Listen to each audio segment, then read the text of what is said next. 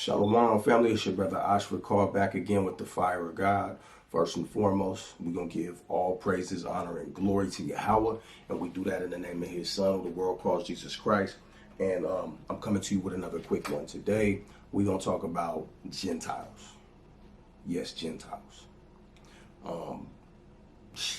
Without further ado, we might as well jump into it. Let's just start with what Gentiles is not. Gentiles, the word Gentiles does not mean other nations besides Israel. It just doesn't. The words that the word Gentile come from, that the word Gentiles is translated from, don't mean people outside of Israel. It just doesn't. So we have to stop propagating that information. I don't care what realm you come from, if you're an Israelite, if you are a Christian and you think that you're a damn Gentile. The word Gentile does not mean other nations besides Israel. And so what we're going to do is just demonstrate that the word Gentile means nation, whether you're talking about the word goy, which means Gentile in Hebrew, whether you're talking about the word goyim, which is the plurality, the plural sense of Gentiles in the Hebrew, right? It doesn't matter if you're talking about ethnos. Ethnos, that's the singular word for nation in the Greek. This word is also translated to Gentile. And you got ethne, which is the plural. And then you got some variations on the in-between with that root word ethno, right? And this is where we get the term ethnicity from. So you got the word Gentiles, you got the word heathen, you got the word nations. All these are translated from core words. In Hebrew, that's goy, goyim, which is the singular and the plural. And then on the Greek hand, you got ethne and ethnos. That's all it is. Heathen, nations, people, even in some sense. That's all it means. And depending on the context of what you're reading, it could be applied to Israelites, yes, or it could be translated to people who are not Israelites. But we absolutely got to stop doing is saying that the word Gentile means not an Israelite, because if you commit to that, you make yourself a biblical retard, right? You impede yourself with you impede yourself in the scriptures. And that's just not something that's going to suit you well, right? So without further ado, let's look at our first example. And we're going to use the example of the book of Psalm, chapter 2. And we're going to go from verses 1 to 9 and talk about what's being said. It says, "Why do the heathen rage, and the people imagine a vain thing? The kings of the earth set themselves, and the rulers take counsel together against the Lord and against his anointed, saying, let us break their bands asunder and cast away their cords from us." This is a very famous verse, especially in the Israelite community, because we use it to show that there's always been a conspiracy against our people, that the nations round about us, the heathen, which goes back to the word goyim, they conspire against us to remove us from our heritage, saying, let us break their bands asunder and cast away their cords from us. He that sitteth in the heavens shall laugh, the Lord shall have them in derision. Then shall he speak unto them in his wrath, and vex them in his sore displeasure. Who? The heathen. Yet have I set my king upon my holy hill of Zion, and I will declare the decree. Yahweh hath said unto me, thou art my son.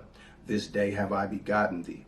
Ask of me, and I shall give thee the heathen, again, that's the word goyim, for thine inheritance, and the uttermost parts of the earth for my possession. Thou shalt break them with a rod of iron. Thou shalt dash them to pieces like a potter's vessel. So here is a context wherein the word goyim is used, and it's referring to the nations outside of Israel. All right? And it's very simple, but what I want you to start to learn how to do is to delve into the language, look into the various texts that the translations you prefer were translated from, so that you could see what's laying underneath these English words in their various forms. So just looking at Psalm 2 and 1, if you go to something like Bible Hub, let me look. We looking at Lama, Ragesu, Goim, and that just means, why do rage the nations? The word Goim means the nations. Ha Goim, the nations, or Goim, nations. All right? different variations. So you're either going to see the nations or nations. But in this particular sense, you're looking at the word goyim. This word is going to be translated into Gentiles in several verses. It's going to be translated into heathen in several verses. But by no means by itself does it mean nations outside of Israel. Because we're also going to be able to demonstrate where words that are translated into the English term Gentiles, or the European term Gentiles, those words also could be referring to Israelites. It's just a matter of context. So ultimately, the lesson behind this is examine the context and then debunking the retarded notion that the word Gentile somehow means nations outside of Israel, so that you can no more be impeded by this word blockage that you're having when you assume that, right? But ultimately, this verse right here, it talks about the nations in a light that would contradict what's been given to us through the lens of Christianity that was forced on our people. The heathen raging against the Israelites, cutting the Israelites off from being a nation, and then thus reaping their judgment in the latter days, where they're going to be broken to pieces like a potter's vessel, where they're going to be inherited and then passed down from generation to generation. We can dialogue about this at a later date. There's more passages that echo this. You got Numbers 24:17. You read through verse 20, you got Amos 9 through 12, and then you got the book of Revelation 11 and 15, for example. These nations are going to become the kingdoms of our Lord, because he's going to take them and break them to pieces. I just had to rep one time for Hamashiach in the nation of Israel. That's going to come to pass.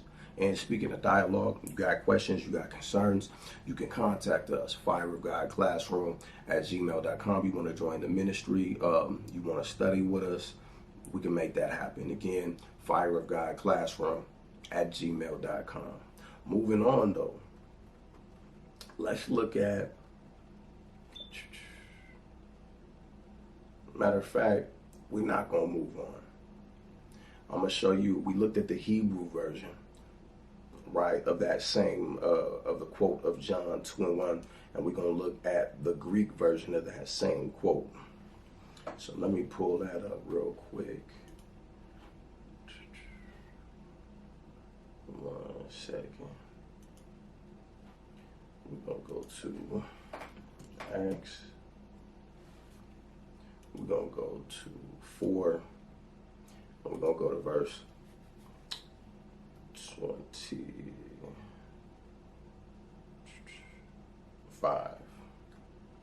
So it says, who by the mouth of thy servant David has said, why did the heathen rage and the people imagine vain things?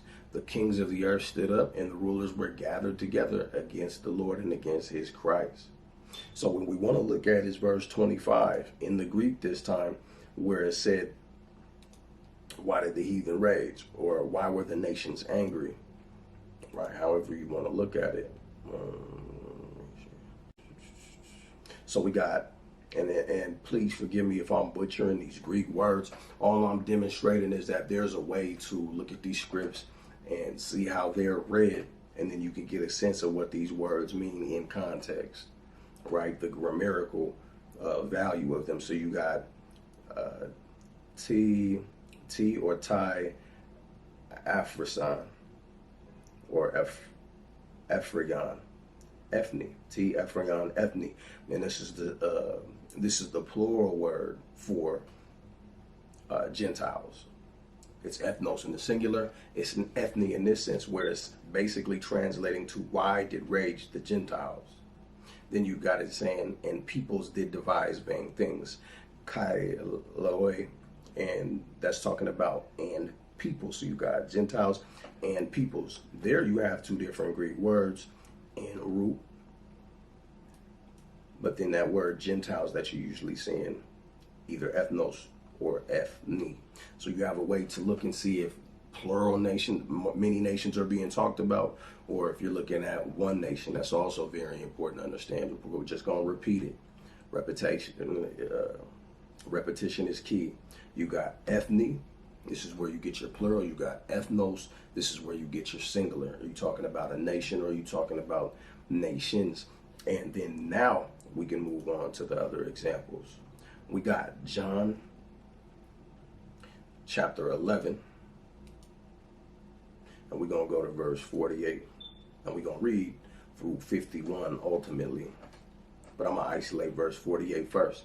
If we let him thus alone, all men will believe on him, and the Romans shall come and take away both our place and nation. You remember when I said that we need to stop talking about how the word Gentiles means nations outside of Israel? Well, that's completely true, because the word that it comes from, the word that it's translated from, can't mean that. And here's a clear-cut example of it. Again, it says they're going to take away both our place and nations. And this is the Israelites, the ones who were in charge during the time, talking on who the world calls Jesus Christ. Let's take a closer look at that verse. Verse 48.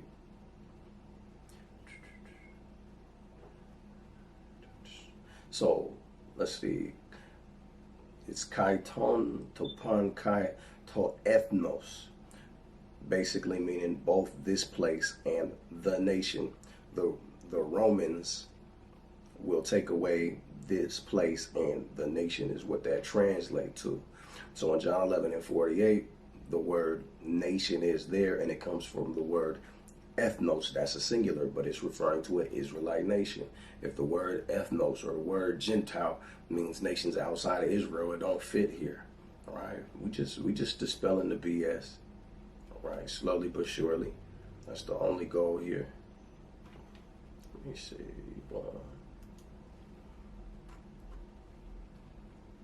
Now let's see. We're gonna go to verse 49. We'll look at another example because they use the word a few times in this passage. Verse 49, and one of them named Caiaphas, being high priest that same year, said unto them, you know nothing at all, nor consider that it's expedient for one of us that one man should die for the people, and that the whole nation shall perish not. Wow, that's incredible. You look at that word, nation, again, you looking at the word ethnos. And that's reading from 49 to 50, so Salakia. But just isolating that one little part, it says, Kaime holonto ethnos apoletai. And you could correct me on how the enunciation goes, but as far as the grammar, again, you looking at a singular word here. It says the nation. That nation that's being talked about in this context is Israel.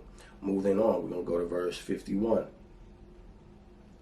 And this spake he not of himself, but being high priest that year, he prophesied that Jesus should die for that nation. In the Greek, Isus apophnes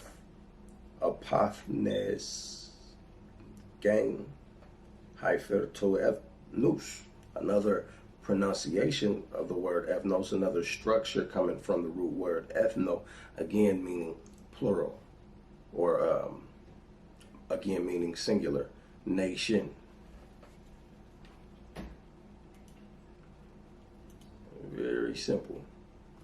And moving on, we're going to go to a couple more examples, and I'm going to let you go, family. Acts 4:25, we already went through that. That's a plural example in the Greek. How about Revelation 7 and 9?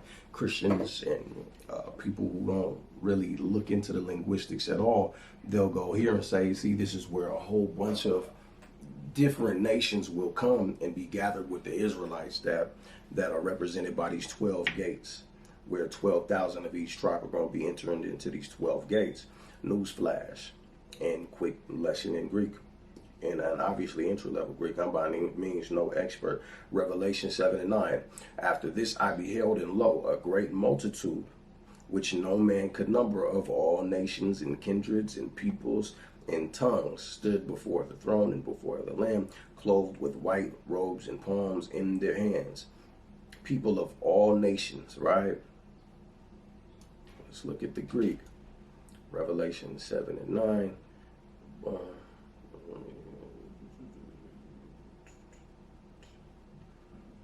Every nation is translated from, out of every nation is translated from ekpantos ethnos. Guess what? That word nation is a singular.